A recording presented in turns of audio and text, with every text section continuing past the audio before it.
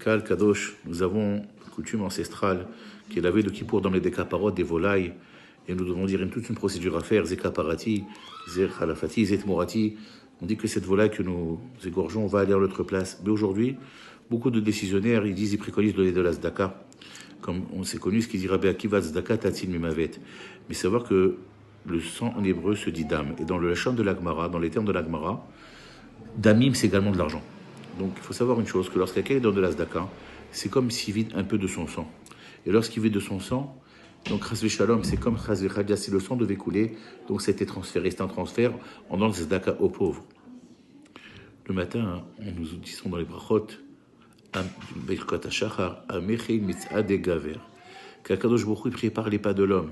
J'ai pensé tout à l'heure, j'ai le mot gaver, c'est Gimel Bet Resh.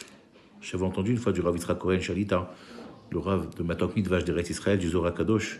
Il a dit que le mot gaver fait référence à 3 signes distinctifs. Les Bnei Israël, ils ont 3 signes qui les caractérisent et qu'on peut tout de suite savoir que c'est un Ben Israël. La Gemara dit dans Yebamot, Shlosha zimanim leomazu.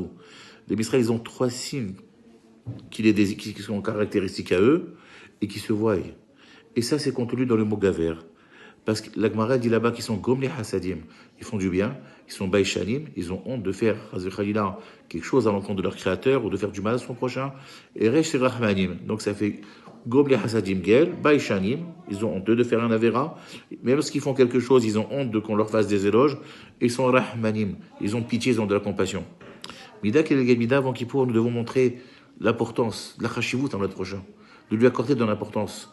Et lorsque je vais donner de l'argent, je vais donner comme mon sang, mais le pauvre, cet argent-là, il va aller chez un pauvre. Ce pauvre-là, je lui redonner sa vie.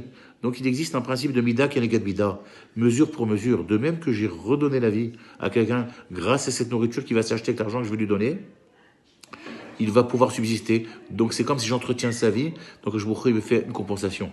Mida Keneged Mida.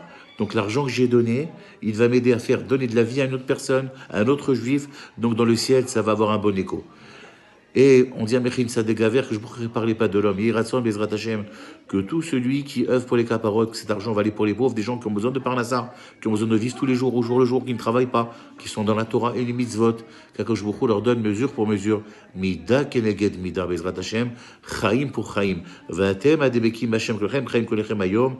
Nous avons le lien sur Alodon, Rabbi Meir Baalanes, que Rabbi Meir qui est l'avocat toute l'année, Bezrat Hashem, qui soit Mamit Tziosher, qui nous défendent, qui défendent tout Am Israël, et qu'on soit Bezrat Hashem, Zochel et Mashat Sitkenu Bekarov, Kmah Hativa Tova, Bezrat Hashem, Bezrat Rabbi Meir Bananes, pour tout Am Israël.